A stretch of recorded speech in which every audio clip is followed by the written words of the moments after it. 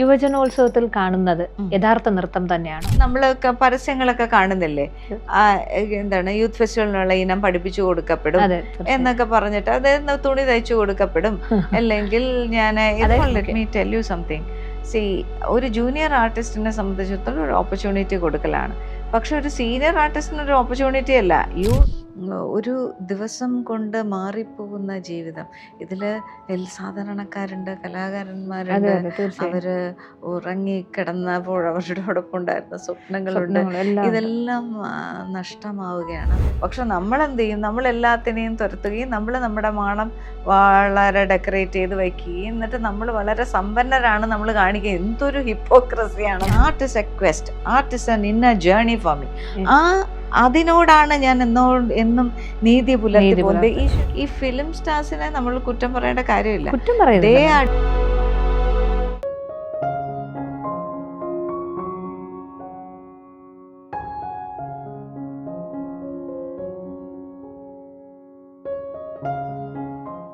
നമസ്കാരം. Aswas life care അവതരിപ്പിക്കുന്ന ഇൻഫൈൻ signature സ്റ്റുഡിയോയിൽ ഇന്ന് നമ്മോടൊപ്പം എത്തിച്ചേർന്നിരിക്കുന്നത് പ്രശസ്ത നർത്തകി ഡോക്ടർ നീന പ്രസാദ് മാമാണ്. സ്വാഗതം. Thank you. ഈ എല്ലാ വർഷവും നമ്മുടെ കേരളത്തിൽ ഇപ്പോൾ കൂടുതലും ദുരന്തങ്ങൾ സംഭവിക്കുന്നുണ്ട്. പ്രളയം, അങ്ങനെ പല ദുരന്തങ്ങളും സംഭവിക്കുകയാണ്. ഇതൊക്കെ കാണുകയും കേൾക്കുകയൊക്കെ ചെയ്യുമ്പോൾ എന്താണ് മാഡത്തിൻ്റെ മനസ്സിലൂടെ കടന്നു പോകുന്നത്? സത്യത്തിൽ അത് വളരെ ഡീപ്പായിട്ട് ബാധിക്കാറുണ്ട്. നമ്മൾ നേരത്തെ പറഞ്ഞല്ലേ, ഒരു ഇന്നർ ജേർണി ഉണ്ട് ഒരു ആർട്ടിസ്റ്റിന് എന്നുള്ളത്. തീർച്ചയായും അതെല്ലാം നമുക്ക് ഒരു കലാപ്രകടനമായി വെളിയിൽ വന്നോളണം എന്നില്ല. പക്ഷെ അത് നമ്മളെ കൂടുതൽ മനുഷ്യത്വമുള്ളവരാക്കുകയും നർത്തകി അല്ലെങ്കിൽ ഞാൻ ആര് എന്നുള്ള ഒരു ചോദ്യം നമ്മളോട് തന്നെ ചോദിക്കുകയും ചെയ്യുന്ന സംഭവങ്ങളാണിതൊക്കെ. സത്യത്തിൽ കേരളം വളരെ നമ്മൾ ഗോഡ്സ് ഓൺ കൺട്രി എന്ന് പറയുന്ന സ്ഥലത്ത് സത്യത്തിൽ നമുക്ക് ഗ്രാമങ്ങളില്ല, അല്ലേ? നമുക്ക് കൃഷിയിടങ്ങളില്ല. ഒരു ഭൂമി, ഇത് സുഗന്ധവ്യഞ്ജന ഭൂമിയായിരുന്ന ഒരിടം, സ്പൈസസിൻ്റെ ഒരു പറുദീസയായിരുന്ന ഇടം, ഇങ്ങനെ ഒരു ഇടമാണ് നമ്മളൊരു കൾട്ടിവേറ്റഡ് ബ്യൂട്ടിയിലേക്ക് നമ്മൾ കൊണ്ടുവന്നിരിക്കുന്നത്. പക്ഷെ അങ്ങനെ ചെയ്തപ്പോൾ നമ്മൾ കൊടുക്കേണ്ടി വന്ന ഏറ്റവും വലിയൊരു വിലയാണ് നമുക്കിന്നിപ്പോൾ നമ്മുടെ ചുറ്റും കാണുന്നത്.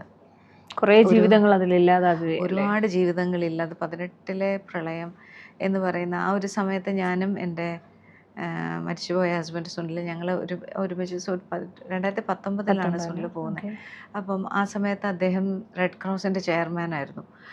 അപ്പോൾ ഒരുപാട് സാധനങ്ങൾ അവിടെ കൂട്ടമായി വരികയും പുള്ളി അതിൻ്റെ ഇടയിൽ എത്രയോ പേരുടെ സത്യത്തിൽ ജീവിതത്തിൻ്റെ ഒരു വലിയ പരിച്ഛേദം ഞാൻ പുള്ളിയിലൂടെയാണ് ഞാൻ അദ്ദേഹത്തിൻ്റെ ഒരു സാമൂഹിക ജീവിതവുമായി ബന്ധപ്പെട്ടാണ് ഞാൻ കാണുന്നത്. അത് എത്രയോ പേർക്ക് പെട്ടെന്ന് വീട് ഇരുന്ന സ്ഥലത്ത് നിന്ന് അത് ശൂന്യമാവുകയാണ്. പിന്നെ കാണാനില്ല ആളുകളെ, കൂടെ കിടന്നുറങ്ങിയവരെ കാണുന്നില്ല. അപ്പൊ ഇങ്ങനെയൊക്കെയുള്ള ഒരു ദിവസം കൊണ്ട് മാറിപ്പോകുന്ന ജീവിതം. ഇതില് സാധാരണക്കാരുണ്ട്, കലാകാരന്മാരുണ്ട്, അവര് ഉറങ്ങിക്കിടന്നപ്പോൾ അവരോടൊപ്പം ഉണ്ടായിരുന്ന സ്വപ്നങ്ങളുണ്ട്. ഇതെല്ലാം നഷ്ടമാവുകയാണ്. അപ്പോൾ ഇത് ശരിക്കും പറഞ്ഞാൽ വളരെ ഡീപ്പായിട്ട് എൻ്റെ മനസ്സിലൊരു അംശമായിട്ട് കിടക്കുന്നുണ്ട്. സ്വാഭാവികമായിട്ടും അത് ഇനി ഒരു ഒരു പെർഫോമൻസിലൂടെ അത് വരുമായിരിക്കും എന്ന് വെച്ചാൽ. ഈ സമയത്തൊക്കെ ഈ ഇങ്ങനെയുള്ള ദുരന്തബാധിത പ്രദേശങ്ങളിലൊക്കെ കുറേ കലാകാരന്മാർ അവരുടെ സ്ട്രെസ് റിലീഫിനോ അല്ലെങ്കിൽ ആ ഇമോഷണൽ അത് മറികടക്കാനായിട്ട് പല വിധത്തിൽ ശ്രമിക്കുകയുണ്ടായി. ഇങ്ങനെ കേട്ടറിവാണ്, മീൻസ് നമ്മൾ വീഡിയോയിലൂടെയൊക്കെ കണ്ടിട്ട്. അപ്പോൾ ആ സമയത്ത് മാഡം അങ്ങനെ അവിടെയുള്ള സ്ഥലങ്ങൾ സന്ദർശിക്കുകയോ അതിന് വേണ്ടിയിട്ട് അങ്ങനെ എന്തെങ്കിലും ശ്രമിക്കുകയോ ചെയ്തിട്ടില്ല? ഇല്ല, ഞാൻ തിരുവനന്തപുരത്തുനിന്ന് ഞാൻ അങ്ങനെ ഒരു സ്ഥലത്ത് ഞാൻ പോയിട്ടില്ല. പക്ഷെ ഇവരെല്ലാവരും ഞാൻ കണ്ടിട്ടുണ്ട്. അത് സുനിൽ വഴിയാണ് ഞാൻ ഇവരെ കണ്ടിട്ടുണ്ട്. പലരും വരികയും കാണുകയൊക്കെ ചെയ്ത് പോയിട്ടുണ്ട്. ഇവിടെ നമ്മുടെ ശംഖുമുഖം അതോടെ അവിടെ ഇതില്ലാതെ പോയത്, അതൊക്കെ കാണുകയാണ് ചെയ്തിട്ടുള്ളത്. പക്ഷെ അതിനേക്കാൾ ഉപരി ആ ആവശ്യക്കാരുടെ ഒരു ഇത് ഞാൻ കണ്ടിട്ടുണ്ട്. നമ്മളാൽ നമ്മൾ സ്വാഭാവികമായിട്ട് അങ്ങനെയൊക്കെയുള്ള ചില പ്രവർത്തനങ്ങളൊക്കെ നമ്മൾക്കും ചെയ്യാനുള്ള ഒരു ഭാഗ്യം വന്നിട്ടുണ്ട്. അത്രയേ ഉള്ളൂ. അതിനേക്കാൾ ഉപരി ഞാൻ പറഞ്ഞില്ലേ, നമ്മുടെ മനസ്സിലുണ്ടാക്കിയ ഒരു സമകാലിക കേരളത്തിൻ്റെ പരിതസ്ഥിതി എന്നുള്ളത് നമ്മളെ കുറെ കൂടെ ബാധിക്കുന്നു. അതിൽ നിന്ന് നമുക്ക് ഉണ്ടായി വരുന്ന how we have looted this beautiful land എന്നുള്ളത് ഒരു എൻ്റെ ഒരു ഇപ്പം ഞാൻ ആ ഭൂമി എന്നുള്ള നമ്മൾ അവതരിപ്പിച്ചല്ലോ, അതിനകത്ത് ഞാൻ പറയുന്നത് നമ്മൾ സമ്പന്നരായിട്ടുള്ള ജനങ്ങളെ എടുക്കാം, സമ്പന്നരായിട്ടുള്ളവർ. അപ്പോൾ ഇവരുടെ സമ്പന്നതയുടെ ഒരു സ്രോതസ്, അവരെ സമ്പന്നരാക്കിക്കൊണ്ടിരിക്കുന്നത് ഭൂമിയാണ്. ഇപ്പോൾ ഫോർ എക്സാമ്പിൾ ഒരു ഗോൾഡ് മെർച്ചൻ്റ്, ഈ ഗോൾഡ് എവിടെ നിന്നാ? അത് ഭൂമിയുടേതാണ്. സിൽവർ ഭൂമിയുടെ, പ്ലാറ്റിനം ഭൂമിയുടെ. ഈ നമ്മൾ ടൈറ്റാനിയം ഡൈ ഓക്സൈഡ് എന്ന് പറഞ്ഞാൽ നമ്മൾ പെയിന്റിൽ വരെ ഉള്ള ആ ഒരു പ്രോഡക്റ്റ് എല്ലാം, അതെല്ലാം ഭൂമിയുടെ മൈനിൽ നിന്ന് വരുന്നതാണ്.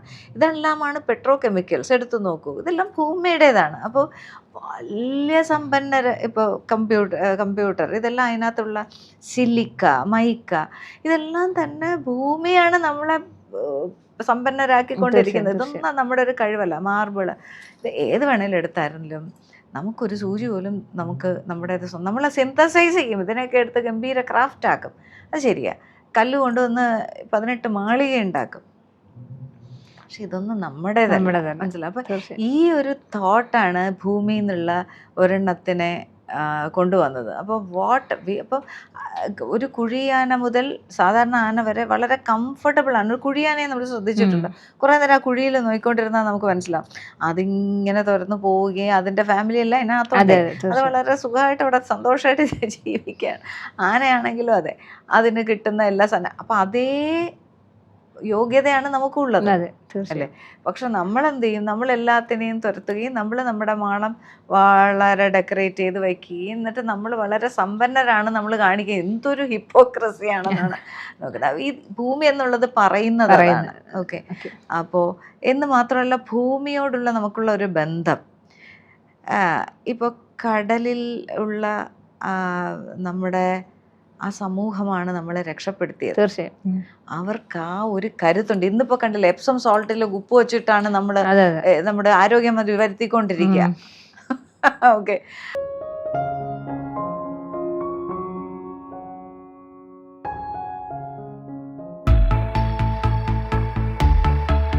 ജനങ്ങൾക്ക് ആശ്വാസവുമായി ആശ്വാസ് കമ്മ്യൂണിറ്റി ഫാർമസി. ഇംഗ്ലീഷ് മരുന്നുകൾ 15 മുതൽ 65% വരെ വിലക്കുറവിൽ. ഗുണനിലവാരമുള്ള മരുന്നുകൾ ഫാർമസിസ്റ്റുകളുടെ കരങ്ങളിലൂടെ. ഇന്ത്യയിൽ ആദ്യമായി രജിസ്റ്റേർഡ് ഫാർമസിസ്റ്റുകളാൽ രൂപീകൃതമായ സംരംഭം Aswas community pharmacy, the fastest growing chain pharmacy in India. Quality medicines through qualified hands. ഇപ്പോഴത്തെ ഒരു ട്രെൻഡ് എന്ന് പറയുന്നത് എന്താണ്? സോഷ്യൽ മീഡിയയിൽ റീച്ച് ആവുക എന്നുള്ളതാണ് എല്ലാവരുടെയും. എങ്ങനെയെങ്കിലും എന്തെങ്കിലും കാട്ടിക്കൂട്ട് ഒരാൾ ചെയ്ത റീല് തന്നെ ഒരു അതേപോലെ കോപ്പി ചെയ്ത് ചെയ്യുന്നവരാണ് എന്നായിട്ടും. യഥാർത്ഥ സൃഷ്ടികൾ ഇന്ന് ജനിക്കുന്നുണ്ടോ നൃത്തത്തിൽ അല്ലെങ്കിൽ കലയിൽ? യഥാർത്ഥ സൃഷ്ടികൾ അല്ല, ജനിക്കുന്നുണ്ടല്ലോ. ഇതിപ്പോ നമ്മുടെ സോഷ്യൽ മീഡിയയിലുള്ളതാണ് കല എന്ന് വിചാരിക്കുന്നിടത്തല്ലേ ഇങ്ങനൊരു സംശയം ഉണ്ടാവും എല്ലാവരും. ഇപ്പൊ കാരണം നമ്മളൊന്ന് ഫോൺ ടച്ച് ചെയ്താൽ ആദ്യം വരുന്നത് തന്നെ എന്താണ്? സോഷ്യൽ മീഡിയ പ്ലാറ്റ്ഫോമിൽ ആദ്യം വരുന്നത് തന്നെ എന്തെങ്കിലുമൊക്കെ റീൽസ് ഒക്കെയാണ് വരുന്നത്. നമ്മള് ഹാഫ് കുക്ക്ഡ് ആയിട്ടുള്ളത് അല്ലെങ്കിൽ ഇങ്ങനെ ഉള്ള പല രീതിയിലുള്ളതും സോഷ്യൽ മീഡിയയിൽ വരാം. സോഷ്യൽ മീഡിയയിൽ കാണുന്നവരാണ് കലാകാരന്മാരെന്ന് ഒരു ഗൗരവമുള്ള ഒരു പ്രേക്ഷക സമൂഹം വിചാരിക്കുമോ എന്നുള്ള കാര്യത്തിൽ എനിക്ക് സംശയമുണ്ട്. ഇനി അങ്ങനെയാണെങ്കിൽ തന്നെ അത് how does that effect artist എന്നുള്ളതിനെ കുറിച്ച് ഞാൻ അങ്ങനെ കാര്യമായിട്ട് ചിന്തിച്ചിട്ടില്ല. എന്ന് വെച്ചാൽ ഈ ഞങ്ങൾക്കൊക്കെ സോഷ്യൽ മീഡിയ പ്ലാറ്റ്ഫോം ഉണ്ട്. അത് നമ്മൾ വളരെ പ്രൊഫഷണലി യൂസ് ചെയ്യുന്ന ഇടങ്ങളാണ്. അതായത് ഫോർ എക്സാമ്പിൾ എവിടെയാണ് പെർഫോം ചെയ്യുന്നത്, അപ്പോൾ നമുക്ക് അറിയിക്കാൻ പറ്റുന്ന ഏറ്റവും നല്ല ഒരു മാർഗം എന്ന് പറയുന്നത് സോഷ്യൽ മീഡിയയിൽ ഇടുക എന്നുള്ളതാണ്. അതുപോലെ പക്ഷെ പെർഫോമൻസ് സോഷ്യൽ മീഡിയയിലൂടെ ചിലപ്പോൾ ചില ക്ലിപ്സും മറ്റു കാര്യങ്ങളും എനിക്കറിയുന്ന കാര്യങ്ങളാണ് ഞാൻ ഈ പറയുന്നത് ഒക്കെ ഇടുന്നു എന്നുള്ളത് മാത്രമേ ഉള്ളൂ. പക്ഷേ എനിക്ക് തോന്നുന്നില്ല അതിൽ കാണുന്ന എല്ലാവരും ആർട്ടിസ്റ്റുകളാണ് അല്ലെങ്കിൽ അങ്ങനെ ഒരു കാര്യം വരുന്ന എനിക്കറിയില്ല. അഥവാ അങ്ങനെ വിചാരിക്കുന്നുണ്ടോയെന്ന് എനിക്കറിയുന്നില്ല. ഈ വളർന്നു വരുന്ന അപ്കമിങ് ഡാൻസേഴ്സ് പലരെയും വഴി വെട്ടിവിടുന്ന ഒരു സാഹചര്യം നിലവിൽ കാണുന്നുണ്ട്. അതായത് നല്ല ഡാൻസേഴ്സ് എന്നല്ല, കല ഇപ്പം സംഗീതമായാലും നൃത്തമായാലും ഒക്കെ, അതായത് നല്ല ടാലൻ്റ് ഉള്ള കുട്ടികളുണ്ട്. അപ്പോൾ അവർ വളർന്ന് വരാനുള്ള കുട്ടികളാണ്. പക്ഷെ എന്നിട്ട് തന്നെ അവർക്ക് വേദികൾ കൊടുക്കുന്നില്ല. ഈ കളിച്ചുകൊണ്ടിരിക്കുന്നവർ തന്നെയാണ് വീണ്ടും വീണ്ടും കളിക്കുന്ന പല ഫെസ്റ്റിവൽസിലായാലും, അല്ലെങ്കിൽ മുതിർന്ന ഗുരുക്കന്മാർ അവർക്കൊരു വേദികൾ കൊടുക്കാൻ സമ്മതിക്കുന്നില്ല. അങ്ങനെയുള്ള കുട്ടികൾ അല്ലെങ്കിൽ അങ്ങനെയുള്ള ആൾക്കാർ എന്താണ്, ഒരു സ്വന്തമായിട്ടൊരു സ്ഥാപനം നടത്തി ഒതുങ്ങിക്കൂടുകയാണ് ചെയ്യുന്നത്. അതിനെപ്പറ്റി മാഡത്തിന്റെ അഭിപ്രായം? അങ്ങനെയുള്ളവരോട് പറയാനുള്ളത് കുറെ കൂടെ ഫൈറ്റ് ചെയ്യുകയും അവരവരുടെ ഒരു സ്പേസ് കുറെ കൂടെ എസ്റ്റാബ്ലിഷ് ആക്കി എടുക്കാനുള്ള ഒരു അവർക്ക് അങ്ങനെതായ ഒരു സപ്പോർട്ടോ ഫിനാൻഷ്യൽ സപ്പോർട്ടോ അങ്ങനെയുള്ള കാര്യങ്ങളോ അല്ലെങ്കിൽ റെക്കമെൻഡേഷൻസ്, ഈ പറയുന്ന റെക്കമെൻഡേഷൻസ് നമ്മുടെ ഫീൽഡിൽ തീർച്ചയായും ഉള്ളൊരു കാര്യമാണല്ലോ. അപ്പം അങ്ങനെയുള്ള ഒരു സാഹചര്യങ്ങളും ഇല്ലാത്തൊരു അപ്കമിങ് ഡാൻസർ, അതായത് വളരെ എന്താണ് പറയുക, വളരെ ടാലൻറ്റഡ് ആയ ഒരു കുട്ടി. അപ്പോൾ അവർ എങ്ങനെ ഇതിനെ സ്ട്രഗിൾ ചെയ്ത് അവർക്ക് ഒരു വേദി, ഒരു നല്ല പെർഫോമറാണ്, ടാലൻറ്റഡ് ആയിക്കോട്ടെ, പക്ഷെ ഒരു നല്ല പെർഫോമർ ആണ് എന്നുള്ളത് മാത്രമല്ല, ഇതിനകത്ത് ഒരു പെർഫോമറിന് ഒരു സസ്റ്റൈനബിലിറ്റി ഉണ്ടാവണം, ഒരു ഗ്രോത്ത് ഉണ്ടാവണം. ഇത് രണ്ടും വളരെ പ്രധാനമാണ്. ഇന്നിപ്പോൾ ഞാൻ ചുറ്റും കാണുന്ന ഒരു കാര്യം എന്ന് പറഞ്ഞാൽ ടാലൻറ്റഡ് ആയിട്ടുള്ളവരും അസംഖ്യം പേരുണ്ട്. വളരെ ടെക്നിക്കലായിട്ടുള്ള ഒരു ഗ്രാസ്പുള്ള ഒരുപാട് പേരുണ്ട്. പക്ഷേ ഒരു നല്ല ഗ്രോത്ത് എനിക്ക് കാണാൻ പറ്റും. എന്ന് വെച്ചാൽ ഒരു 5 വർഷം മുമ്പ് അവർ ചെയ്യുന്ന അതേ ഇടത്തിലാണ് 5 വർഷം കഴിഞ്ഞും ചെയ്യുന്നത്. ബാക്ക് സപ്പോർട്ട് അല്ല, there is an inner growth for an artist. അതായത് ഈ ഞാൻ പറഞ്ഞില്ലേ, ആർട്ട് എന്ന് പറയുന്നത് സ്വന്തം ഒരു പ്രയാണമാണത്. തീർച്ചയായും ആ പ്രയാണത്തിനാണ് ഒരു സീരിയസ് ആയിട്ടുള്ള ഒരു കലാകാരൻ ഊന്നൽ നൽകേണ്ടത്. അതായത് എനിക്കിതൊക്കെ ചെയ്യാൻ തോന്നുന്നു, എനിക്കത് ചെയ്യണം, അതിന് വേദികൾ വരുമായിരിക്കും, പക്ഷെ അത് ചെയ്യുക എന്നുള്ളതാണ്. ചെയ്യാതിരിക്കാൻ എനിക്ക് കഴിയുന്നില്ല. അങ്ങനെ ഒരു ഒരു ഒരു ഒരു പ്രോസസ്സ് അവരിൽ ഉണ്ടായി വരണം. അപ്പോൾ അവർ 5 വർഷം മുമ്പ് ചെയ്തതാവില്ല കുറച്ചുകൂടെ കഴിയുമ്പോൾ ചെയ്യുന്നത്. അത് കഴിഞ്ഞിട്ട് അവർ വേറൊരു കാര്യം ഉണ്ടാവും. അപ്പം there is A certain growth in them. അത് വളരെ പ്രധാനമായിട്ടുള്ള ഒന്നാണ്. അപ്പോൾ നമ്മളിപ്പോൾ ആദ്യമായിട്ട് ചെയ്യുന്നു, എല്ലാവരെയും വളരെ ഗംഭീരമാണ് എന്ന് പറയുന്നു, ഇത് തന്നെ റിപ്പീറ്റ് ചെയ്തുകൊണ്ടിരുന്നാലോ ഒരു ഉപയോഗമില്ല. ഒരു കലാജീവിതത്തിൻ്റെ ഭാഗമായി പുതിയ കാര്യങ്ങൾ ചെയ്യാനുള്ള വളരെ ജെനുവിനായിട്ടുള്ള ഒരു തോട്ട് ആ നർത്തകനിൽ, ഒരു കലാകാരനിൽ ഉണ്ടാവുകയും അത് ചെയ്യുകയും ചെയ്യുകയാണ്. ഞാൻ പറയുന്നത് ഇത് വളരെ ഇൻഡിവിജ്വലിസ്റ്റിക് ആയിട്ടുള്ള ഒരു പ്രോസസ്സിംഗ് ഉണ്ട്. ആ പ്രോസസ്സിങ്ങിൽ വളരെ ആത്മാർത്ഥവും ജെനുവിനുമായാൽ മാത്രമേ ഈ കല കൊണ്ട് അവർ വളരുള്ളൂ. അല്ലാതെ നിങ്ങൾ ചെയ്തുകൊണ്ടിരിക്കുന്ന കാര്യത്തിൽ അതേ പെർഫെക്ഷനിൽ അതേ കാര്യങ്ങളിൽ നിങ്ങൾ വീണ്ടും വീണ്ടും ചെയ്തുകൊണ്ടിരിക്കുക എന്നുള്ളതല്ല. അതിൽ മോശം, എനിക്കങ്ങനെയാണ്. അതിൽ നന്നായിക്കോട്ടെ മോശമായിക്കോട്ടെ അതെനിക്ക് വിഷയമേ അല്ല. പക്ഷെ ഞാൻ ചെയ്യുന്നത് വളരെ ആത്മാർത്ഥമായി എൻ്റെ ത്വരകളും എൻ്റെ വിചാരങ്ങളുമാണ് ഞാൻ ചെയ്യുന്നത്. എനിക്ക് അതല്ലാത്ത ഒരു കാര്യം എന്നെ കൊണ്ട് ചെയ്യാനും പറ്റില്ല. ഓക്കെ. അപ്പോൾ അത് എനിക്ക് ഞാൻ വേറെ I am not answerable to anybody. This is a quest for me. Art is a quest. Art is an inner journey for me. അതിനോടാണ് ഞാൻ എന്നും നീതി പുലർത്തി പോകുന്നത്. ഈശ്വര സഹായത്തിൽ അതിന് തടസ്സമുള്ള ഒരു കാര്യം എൻ്റെ ജീവിതത്തിൽ ഉണ്ടായിട്ടില്ല. അതിനെപ്പോഴും വളരെ ഒരു അറ്റ്മോസ്ഫിയർ എനിക്കുണ്ട്. ഇതെല്ലാം ഞാൻ തന്നെ ഉണ്ടാക്കിയെടുത്തതുമാണ്. എന്നുവെച്ചാൽ ഞാൻ തന്നെ പഠിപ്പിക്കുകയും ഞാൻ തന്നെ അത് ചെറുതിലെ അത് ബിൽഡ് അത് വീണ്ടും നൃത്തത്തിൽ തന്നെ അത് ഇൻവെസ്റ്റ് ചെയ്യുകയും പുതിയ പുതിയ കാര്യങ്ങൾ ചെയ്യുകയും. അപ്പോൾ എനിക്ക് കുറച്ച് ആത്മാർത്ഥതയുള്ള കലാകാരന്മാർ എനിക്ക് സഹായമായിട്ടുണ്ടാവുകയും. എന്തെങ്കിലും വെല്ലുവിളികൾ നേരിടേണ്ടി വന്നിട്ടുണ്ടോ ഈ ഇങ്ങനെ ഒരു അറ്റ്മോസ്ഫിയർ ഒക്കെ നമ്മൾ ഉണ്ടാക്കിയെടുക്കുന്ന ഒരു സാഹചര്യത്തിൽ? വെല്ലുവിളികൾ എന്ന് പറഞ്ഞാൽ അന്ന് വിവാഹം കഴിച്ചിരുന്നില്ല, അപ്പോൾ എന്തുകൊണ്ട് വിവാഹം കഴിക്കുന്നില്ല എന്നൊക്കെയുള്ള അങ്ങനെയൊക്കെയുള്ള കാര്യങ്ങളുണ്ടെങ്കിലും എൻ്റെ വീട്ടില് വളരെ സപ്പോർട്ട്. അതൊന്നും ഫിനാൻഷ്യൽ സ്ട്രഗിൾസ് മാഡത്തിന് ഈ കലയുമായിട്ട് മുന്നോട്ട് പോകുമ്പോൾ അത് നേരിടേണ്ടി വന്നിട്ടുണ്ടോ?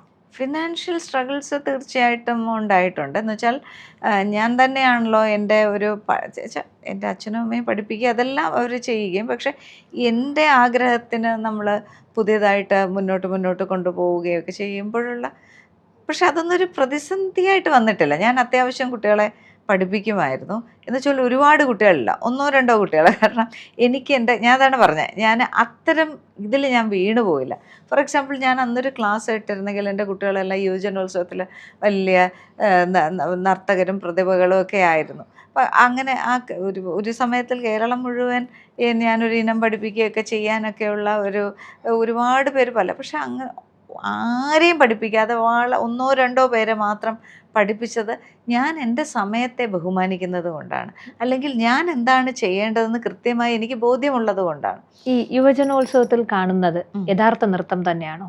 കാരണം അയ്യോ അല്ല അത് എന്റെ മാത്രം ക്വസ്റ്റ്യൻ അല്ല, ഒരുപാട് പ്രേക്ഷകരുടെ ക്വസ്റ്റ്യൻസ് ആണ്. കാരണം +2 വരെ മക്കളെ യുവജനോത്സവത്തിൽ എത്തിക്കുക, A ഗ്രേഡ് മാർക്ക് കിട്ടുക എന്ന് അപ്പോൾ അവർ പറയും, എൻ്റെ അടുത്ത് തന്നെ സമീപിക്കുന്ന പല എന്താ പറയുക സ്റ്റുഡൻസ് അല്ലെങ്കിൽ പല ആൾക്കാരുണ്ട്, എൻ്റെ മോള് ഭരതനാട്യം പഠിച്ചു, കുച്ചിപ്പുടി പഠിച്ചു, മോഹിനിയാട്ടം പഠിച്ചു, ഇനി അടുത്ത കേരള നടനം പഠിക്കണം, പിന്നെ കഥകളി പഠിക്കണം, ഇത്രയേ ഉള്ളൂ. ഇതാണോ ഒരു കലാകാരി അല്ലെങ്കിൽ ഒരു നമ്മൾ യുവതലമുറയ്ക്ക് കൊടുക്കേണ്ടത്? ഇങ്ങനെ കാണുന്നില്ല. അതായത് ഇതിപ്പോ അവര് ആ ഒരു ഘട്ടത്തിൽ നിന്ന് വെളിയിലേക്ക് വരുന്ന ഒരു സമയം ഉണ്ടാവും. ഇത് സ്കൂളിൽ സംബന്ധിച്ചിടത്തോളം ഇതിപ്പോൾ നമ്മളൊക്കെ പരസ്യങ്ങളൊക്കെ കാണുന്നില്ലേ, എന്താണ് യൂത്ത് ഫെസ്റ്റിവലിനുള്ള ഇനം പഠിപ്പിച്ചു കൊടുക്കപ്പെടും എന്നൊക്കെ പറഞ്ഞിട്ട്, അതായത് തുണി തയ്ച്ചു കൊടുക്കപ്പെടും, അല്ലെങ്കിൽ ഞാൻ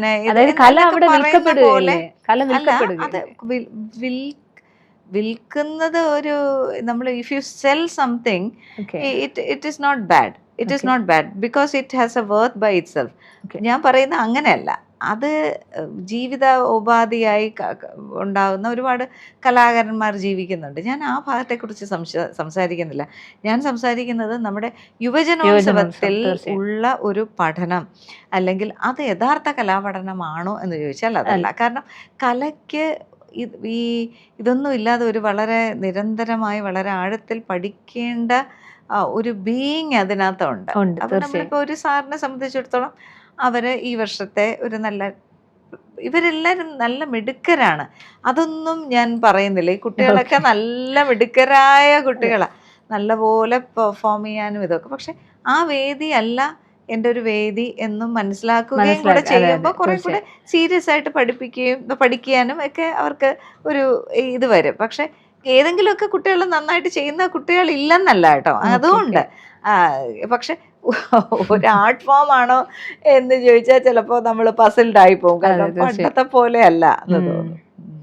ഈ കല പഠിക്കുമ്പോൾ നമ്മൾ കുറേയേറെ സ്ട്രഗിൾസ് നേരിടേണ്ടി വരും. സാധാരണ ഒരു വ്യക്തി അല്ലെങ്കിൽ സാധാരണ ഒരു കുട്ടി, അങ്ങനെയുള്ള ആ കുട്ടി ഇപ്പോൾ ഫിനാൻഷ്യലി ഒന്നുമില്ല, ഫിനാൻഷ്യലി തന്നെ ഒന്നും നമുക്ക് സാമ്പത്തികമായിട്ട് എന്താണ് ഗുരുവിന് കൊടുത്ത് പഠിക്കാനില്ലാത്ത ശിഷ്യരുണ്ട്. അങ്ങനെയുള്ള ഏതെങ്കിലും ശിഷ്യർ മാഡം അഭ്യസിപ്പിക്കുന്നുണ്ടോ? പിന്നെ അങ്ങനെയുള്ള കുട്ടികളും ഉണ്ട്. എന്ന് വെച്ചാൽ നമ്മൾക്ക് അത് നമ്മൾ പുറത്ത് അറിയിക്കുക എന്നുള്ളതല്ല, പക്ഷെ പല കുട്ടികൾക്കും നമ്മളോടൊപ്പം അവര് ചേർന്ന് നിൽക്കുകയും അവരുടെ ജീവിതത്തിൽ പലതരം മാറ്റങ്ങൾ വരികയും അവർക്ക് അതോടൊപ്പം പലതരം പ്രാരാബ്ദങ്ങൾ വരികയും ഇതൊക്കെ ചെയ്യുമ്പോഴും കല അവരുടെ ജീവിതത്തിൽ വളരെ പ്രസക്തമാക്കി നിർത്താൻ എന്നെക്കൊണ്ട് കഴിയുന്ന കാര്യങ്ങൾ ഞാൻ ചെയ്യാറുണ്ട്. അപ്പോൾ അങ്ങനെയൊക്കെയാണ് ഒരുപാട് ശിഷ്യരൊക്കെ ഉണ്ടായി വരുന്നത്. കാരണം അതെല്ലാം, പക്ഷെ ഇതെല്ലാം അവർക്ക് ആ കമ്മിറ്റ്മെൻറ്റിലെ അടിസ്ഥാനപ്പെടുത്തിയിരിക്കും. പാവം പിടിച്ച വീട്ടിലൊരു കുട്ടിയാണ് എന്ന് പറഞ്ഞിട്ട് നമ്മൾ ഫീസ് എടുക്കാതെ പഠിപ്പിക്കുന്നു എന്ന് പറയുന്നത് എൻ്റെ അനുഭവത്തിൽ ഒരു 2 വർഷം പരമാവധി പഠിക്കും. അത് കഴിയുമ്പോൾ ഇവർക്ക് ഇതുമായിട്ടൊരു നമ്മൾ ചെയ്തതും വെള്ളത്തിലാവും നമ്മൾ ഇത്. അപ്പം അതല്ല അതിൻ്റെ ഒരു എന്താണ്, അതുകൊണ്ട് ഇതെല്ലാം ആ കുട്ടി നേടും എന്ന് തോന്നുന്നില്ല. മറിച്ച് ചിലപ്പോൾ വളരെ ഈ പറഞ്ഞ പോലെ വളരെ കമ്മിറ്റഡ് ആയിട്ട് പഠിക്കുകയൊക്കെ ചെയ്യുന്നു. പക്ഷെ അത് കഴിഞ്ഞിട്ട് അവർക്ക് അത് മുന്നോട്ട് കൊണ്ടുപോകാൻ പറ്റാത്ത രീതിയിലുള്ള പ്രയാസം വരുന്നു എന്നൊക്കെ പറയുമ്പോൾ ഞാൻ മാത്രമല്ല കേട്ടോ, അത് ഒരുമാതിരി ഒരു 90% നല്ല അധ്യാപകരും ആ രീതിയിൽ മനസ്സുള്ളവരാണ്. കാരണം അവർക്കറിയാലോ ആ പക്ഷെ ഞാൻ ഇങ്ങനെ കേട്ടിട്ടുണ്ട്, അതായത് ഈ നമ്മുടെ കലാപരമായിട്ടുള്ള ഫീൽഡിലുള്ള പല ഗുരുക്കന്മാരും പെരുന്തച്ഛന്മാരാണ്. അതായത് വളർന്നു വരാൻ അവരുടെ ശിഷ്യരെ തന്നെ അവർ സമ്മതിക്കില്ല. ഇത് ഇവള് എൻ്റെ അണ്ടറിൽ കിടന്നാൽ മതി, ഇവളിനി ഇതിന് മേലിൽ ഉയരണ്ട, അതുകൊണ്ട് എൻ്റെ അണ്ടറിൽ കിടക്കുക, എൻ്റെ പേര് യൂസ് ചെയ്യുക, എൻ്റെ പേരിൽ അങ്ങനെ കിടക്കുക, അവൾക്കായിട്ട് സ്വന്തമായിട്ടൊരു പേരുണ്ടാവരുത്, അങ്ങനെ ആഗ്രഹിക്കുന്ന പല പെരുന്തച്ഛന്മാരായ ഗുരുക്കന്മാരെ പറ്റിയും കേട്ടിട്ടുണ്ട്. അതിനെപ്പറ്റി മാഡത്തിൻ്റെ ഒരു നിരീക്ഷണം അല്ലെങ്കിൽ എങ്ങനെയായിരിക്കും? ഞാൻ പഠിച്ച ഒരു ഗുരുനാഥന്മാരും അങ്ങനെയുള്ളവരായിരുന്നില്ല. സ്വാഭാവികമായിട്ടും നമ്മളും അങ്ങനെയല്ല. അല്ല, അങ്ങനെയുള്ള ഗുരുക്കന്മാരെ പറ്റിയുള്ള മാഡത്തിന്റെ നിരീക്ഷണമാണ് ഞാൻ ചോദിച്ചത്, എങ്ങനെയായിരിക്കും? അങ്ങനെയുള്ളവരുണ്ട് തീർച്ചയായും നമ്മുടെ ഈ സമൂഹത്തിലുണ്ട്. ഇല്ല ഉണ്ടെന്നല്ല, പക്ഷെ അതിന് ഞാൻ എന്താ പറയാന്നറിയില്ല. ഓക്കെ, ഈ സമീപകാലത്ത് ഒരു മോഹിനിയാട്ടം നർത്തകി, ഞാൻ പേര് പറയുന്നില്ല, അവർക്ക് വേദിയിൽ നിന്ന് പാതി വഴിക്ക് ഇറങ്ങിപ്പോകേണ്ട ഒരു അവസ്ഥ വന്നു. സോഷ്യൽ മീഡിയയിൽ കണ്ടതാണ്. അപ്പോൾ അങ്ങനെ ഒരു സാഹചര്യത്തിൽ എന്തായിരിക്കും ഇപ്പോൾ മാഡമാണ് എന്താണ് മാഡത്തിന് ആ ഒരു സാഹചര്യത്തിലൂടെ പോകേണ്ടി വന്നാൽ എങ്ങനെയായിരിക്കും പ്രതികരിക്കുക? അതിന് പേര് പറയാൻ പറ്റില്ല. അല്ല, എനിക്ക് അത്ര കാരണം ഒരു ഉത്സവത്തിനാണ് ഇവിടെ നമ്മുടെ കേരളത്തിലെ ഒരു അമ്പലത്തിൽ അവർ നൃത്തം ചെയ്തപ്പോൾ നിർത്തി വെക്കേണ്ട സാഹചര്യം, അതാണ് വേദിയിൽ നിന്ന് ഇറങ്ങി പോകേണ്ടി വന്നു ഞാൻ പറഞ്ഞു. ആ ഒരു അതിനെ പറ്റി മാഡത്തിന്റെ പ്രതികരണം എന്തായിരിക്കും? ആ സംഭവം ഇങ്ങനെ ഞാൻ ജസ്റ്റ് അവരെഴുതിയ ഒരു കുറിപ്പിൽ ഞാൻ കണ്ടു എന്നുള്ളതേ ഉള്ളൂ. പക്ഷെ വളരെ സങ്കടകരമായൊരു കാര്യമാണ് അത്, എന്ത് രീതിയിലാണെങ്കിലും. എന്ന് വെച്ചാൽ എനിക്ക് ആ രീതിയിലൊരു സംഭവം ഉണ്ടായിട്ടുണ്ടല്ലോ പാലക്കാട് വെച്ചിട്ട്. ഒരു 10 മണിക്ക് മാത്രമേ ഇത് അത് ഞാൻ വളരെ ഹൃദയത്തിൽ വളരെ ഹേർട്ടായിരുന്നു. As an artist I was very hurt. And also മാത്രമല്ലല്ലോ, എന്ന് വെച്ചാല് നമ്മുടെ ഒരു തൊഴിലിടമാണത് ഒന്ന്. 2, എത്രയോ രാഷ്ട്രീയക്കാരും എല്ലാം ഈ 10 മണി വരെ മാത്രമേ ഉള്ളൂ ഫങ്ഷൻ. അപ്പോൾ അതെല്ലാം നിരന്തരമായി കണ്ടിന്യൂ ചെയ്തുകൊണ്ടിരിക്കുകയും ചെയ്യുമ്പോൾ ഒരു കൊറോണയ്ക്ക് ശേഷം, കൊറോണയുടെ കാലഘട്ടത്തിൽ എന്താ സംഭവിച്ചത്? ഗവൺമെൻറ് സർവീസുകാർക്കൊന്നും ഒരു പ്രശ്നമില്ല, പക്ഷേ ഈ കലാകാരന്മാർക്കാണ് അതൊരു വലിയ അടിയായി മാറിയതല്ലേ? തീർച്ചയായും. അവർക്ക് വേദികളില്ല. അപ്പൊ അതിൽ നിന്നെല്ലാം നമ്മള് എല്ലാ സമൂഹവും ഉപജീവനമാർഗം കണ്ടെത്താനുള്ള ഒരു വഴി പോലും കൊറോണ സമയത്ത് അടഞ്ഞു പോവുകയായിരുന്നു. ആത്മഹത്യയൊക്കെ ചെയ്തത് അത് ഇതുകൊണ്ടാണ്. അപ്പൊ അങ്ങനെ ഒരു മീൻസ് ഉള്ളിടത്ത് നമ്മൾ പുതിയ ഒരു അവന്യൂ അല്ലെങ്കിൽ പുതിയ ഒരു ഇടം വരിക എന്ന് പറയുമ്പോൾ ഞാൻ അത്രത്തോളം ആഗ്രഹിച്ച് ചെയ്യുകയാണ്. അപ്പം അങ്ങനെയൊക്കെ ഒരു വിഷമം വന്നപ്പോൾ അത് ഭയങ്കരമായ ഒരു ഹേർട്ട് ആയിപ്പോയി. ഞാനിപ്പോൾ ഇയാൾ പറഞ്ഞപ്പോൾ ആ ഒരു സംഭവം ഞാൻ ആലോചിക്കുന്നു. അതിൻ്റെ ഡീറ്റെയിൽസ് എനിക്കറിയില്ല, പക്ഷെ എന്ത് തന്നെയായിരുന്നാലും ഒരു കലാകാരിയെ സംബന്ധിച്ചിടത്തോളം അത് വളരെ വിഷമകരമായിട്ടുള്ള ഒരു അവസ്ഥയാണ്. എന്താണ് അവിടുത്തെ സാങ്കേതിക ചോദിക്കാൻ തന്നെയുള്ള കാരണം അവരും ഒരു മോഹിനിയാട്ടം നർത്തകി, അതുകൊണ്ടാണ് ഞാൻ മാഡത്തിന്റെ അടുത്ത് മനസ്സിലായി എനിക്ക്. പക്ഷെ എനിക്ക് എൻ്റെത് ഈ കൊറോണ സമയത്ത് മൈക്കിന്റെ ഒരു ഇത് എന്താണ് എനിക്ക് അവിടെ ഉണ്ടായിരുന്ന സമയ ദൈർഘ്യം കൂടുതലാണ്. എനിക്ക് അങ്ങനെ എന്താണ് എൻ്റെ ഒരു റീസൺ അവർ പറഞ്ഞതെന്ന് എനിക്ക് അറിയില്ല. പക്ഷെ ഞാൻ പറയായിരുന്നു, എന്ത് തന്നെയാണെങ്കിലും there is a way to say. അല്ലെങ്കിൽ നമ്മളിവിടെ പലയിടത്തും പെർഫോം ചെയ്യുമ്പോഴത്തേക്ക് ഒരു ഐറ്റം കുറയ്ക്കണം കേട്ടോ എന്നൊക്കെ പറയാറുണ്ട്. അതൊക്കെ നിരന്തരമായി ബാക്കി പ്രോഗ്രാംസ് നടക്കണമല്ലോ, അതുണ്ടാവാറുണ്ട്. ഇനി പക്ഷേ ഈ അടുത്ത കാലത്ത് തന്നെ വേദിയിൽ പലപ്പോഴും പല ആർട്ടിസ്റ്റുകൾക്ക്, ഞാൻ പറയുന്നത് നൃത്തം മാത്രമല്ല, പല ആർട്ടിസ്റ്റുകളെ അധിക്ഷേപിച്ച് വിടുന്ന സാഹചര്യങ്ങൾ ഉണ്ടായിട്ടുണ്ട്. അപ്പോൾ അതിനെയൊക്കെ പറ്റി എന്താണ് മാഡത്തിൻ്റെ ഒരു മാഡം ഇങ്ങനെ കാണുന്നത്? നമ്മളിപ്പോൾ ആരെയും അധിക്ഷേപിക്കുക എന്നുള്ളത് ഒരു നല്ല വേദി നിഷേധിക്കുന്നുണ്ട്, അതായത് നല്ല ആർട്ടിസ്റ്റുകൾക്ക് പോലും വേദി നിഷേധിക്കുന്ന സാഹചര്യങ്ങളുണ്ട്. അതിനെപ്പറ്റി മാഡത്തെ എങ്ങനെയാണ് കാണുന്നത്? അല്ല, ഞാൻ അധിക്ഷേപിക്കുന്നതല്ലേ നമ്മൾ ആദ്യം പറയേണ്ടത്. അപ്പം അല്ല, ഞാൻ പറയുന്നത് അതൊരു നല്ല സംസ്കാരമല്ലാത്തത് കൊണ്ട് തന്നെ അത് തീർച്ചയായിട്ടും അതൊരു ആരോഗ്യകരമായ കാര്യമല്ല. വേദി നിഷേധിക്കുക എന്ന് പറഞ്ഞാൽ അവസരങ്ങൾ കിട്ടുന്നില്ല എന്നുള്ളതാണോ? അല്ല, അവസരങ്ങൾ കിട്ടിയിട്ടും അവര്, അതായത് ലാസ്റ്റ് ടൈമിൽ നിങ്ങൾ കളിക്കണ്ട അല്ലെങ്കിൽ നിങ്ങൾ ചെയ്യണ്ട, വേറൊരാൾക്ക് കൊടുത്തു കഴിഞ്ഞു എന്നും പറഞ്ഞ് നിഷേധിക്കുകയാണ് ഒരു വ്യക്തിയെ. അപ്പൊ അതിനെ പറ്റി മാഡം ചെയ്ത് വന്നിട്ടോ? അല്ലാതെ തന്നെ, അതായത് പ്രോഗ്രാമിന്റെ തലയ്ക്കുന്ന ദിവസമോ അല്ലെങ്കിൽ 2 ദിവസം മുന്നെയോ നിനക്ക്, അതായത് ഇപ്പോൾ എക്സാമ്പിൾ ഇപ്പോൾ എക്സിന് കൊടുത്ത അവസരം വേറെ വൈക്ക് അവർ മാറ്റുകയാണ്.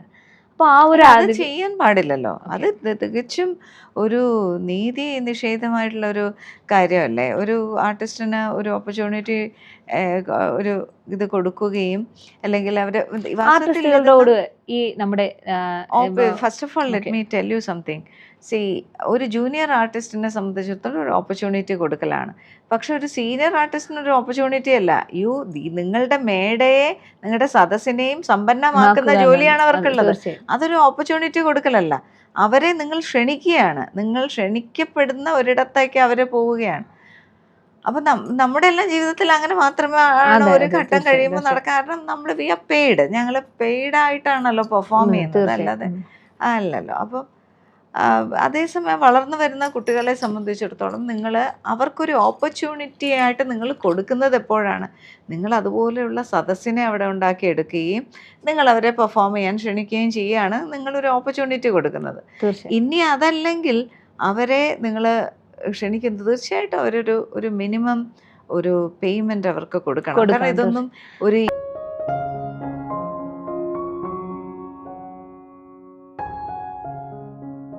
ജനങ്ങൾക്ക് ആശ്വാസവുമായി Aashwas community pharmacy, the fastest growing chain pharmacy in India. Quality medicines through qualified hands. അല്ല, സാധാരണ നമ്മുടെ ഈ ക്ഷേത്രങ്ങളിലൊക്കെ തന്നെ പേയ്മെന്റ് ഒന്നും കൊടുക്കാറില്ല. നീ വേണമെങ്കിൽ വന്ന് ചെയ്തു. ഫിലിം ആർട്ടിസ്റ്റുകൾ വന്ന് കളിച്ചാൽ അവർ പേയ്മെന്റ് കൊടുക്കുന്നുണ്ട്. സാധാരണ അപ്കമിങ് ഡാൻസേഴ്സ് ആയിട്ട് വരുന്ന പല ഡാൻസേഴ്സിനും, അതായത് യഥാർത്ഥ ഡാൻസർ തന്നെയാണ്, കുറേ വർഷത്തെ സാധന കാണും, അങ്ങനെയുള്ള ഡാൻസേഴ്സിന് പോലും ₹1 പേയ്മെന്റ് പോലും അവർ കൊടുക്കുന്നില്ല. അപ്പോൾ ഈ ഫിലിം സ്റ്റാർസിന് മാത്രം എന്താണ്, ഫിലിം സ്റ്റാർസിന്റെ മാത്രം കുത്തകയാണോ നൃത്തം, അല്ലെങ്കിൽ ഈ ക്ഷേത്രങ്ങളിൽ ചെന്ന് നൃത്തം ചെയ്യുന്നത്? അല്ല, അത് നമ്മുടെ ഒരു സമൂഹമല്ലേ മാറേണ്ടത്. നമ്മുടെ ഫിലിം സ്റ്റാർസ് ചെയ്യുന്നതിനെക്കാട്ടിയും കഷ്ടപ്പെട്ട് പഠിച്ച് ആ ഒരു ലെവലിലെത്താൻ വന്ന നേരത്തെ ഉള്ളൊരു പ്രശ്നമാണ്.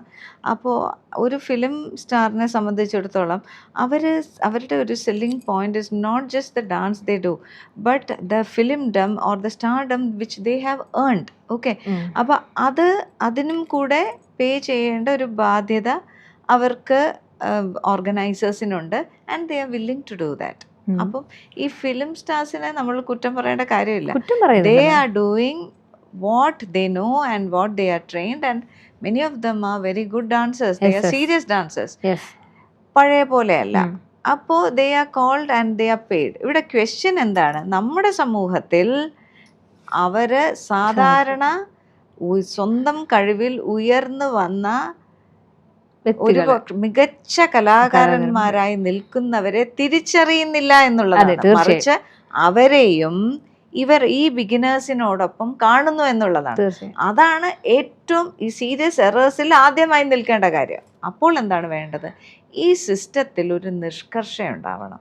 അതിനാണ് എൻ്റെ ഒരു ശ്രമം തന്നെ അതിനാണ്. ഈ ക്ഷേത്രങ്ങളിലുമെല്ലാം അത്തരത്തിലുള്ള ഒരു പോളിസി, ഒരു കൾച്ചറൽ പോളിസി കൃത്യമായി അവിടെ കൊണ്ടുവയ്ക്കണം. അവിടെ കൊണ്ടുവയ്ക്കുകയും വളർന്നു വരുന്ന കുട്ടികൾക്കുള്ള ഓപ്പർച്യൂണിറ്റിയുടെ ഒരു ലെവൽ, എത്ര സ്ലോട്ട്സ് ഉണ്ട്, വളരെ എസ്റ്റാബ്ലിഷ്ഡ് ആർട്ടിസ്റ്റുകൾ, സെലിബ്രിറ്റി ആർട്ടിസ്റ്റുകൾ, ഇതായിക്കോട്ടെ, ഇങ്ങനൊരു വിവക്ഷ ഉണ്ടാവണം. And every artist should be paid. Because ക്ഷേത്രത്തിന് പൈസയുണ്ട്. ആ ക്ഷേത്രത്തെ സമ്പന്നമാക്കുന്ന കാര്യങ്ങളാണ് ഈ കലാപ്രവർത്തനങ്ങളിലൂടെ ആളുകൾ ചെയ്യുന്നത്. ഇനി അതൊന്നും ഇല്ലാന്ന് വെച്ചോ, ക്ഷേത്രത്തിൽ ഇതൊന്നും ഇല്ല, കൊടികെട്ടിയ ക്ഷേത്രങ്ങളിൽ ഇതൊന്നും ഇല്ലാന്ന് വെച്ചോ, ഇല്ലെങ്കിൽ അപ്പോൾ ആ വൈബ്രൻസി അല്ലെങ്കിൽ അതിന് കോൺട്രിബ്യൂട്ട് ചെയ്യുന്ന, അല്ലെങ്കിൽ അതോടൊപ്പം ഭാഗമാക്കുന്ന ഒരു വലിയ കാര്യമാണ് ഈ സാംസ്കാരിക പ്രവർത്തനം എന്നുള്ളത്. അതിനെ ബഹുമാനിക്കുന്നില്ല എന്നുള്ളതാണ് ഇതുവഴി നമുക്ക് മനസ്സിലാക്കാൻ പറ്റുന്നത്. കല എന്ന് പറയുന്നത് കൂടുതലും ക്ഷേത്രങ്ങൾ വഴിയാണല്ലോ അത് കൂടുതലും വളർന്നു വന്നിട്ടുള്ളത്. ഇപ്പോൾ നമ്മുടെ ദേവദാസി സമ്പ്രദായം എടുത്താലും ക്ഷേത്രങ്ങളിൽ തന്നെയാണല്ലോ ആരംഭിച്ചത്. അതെ.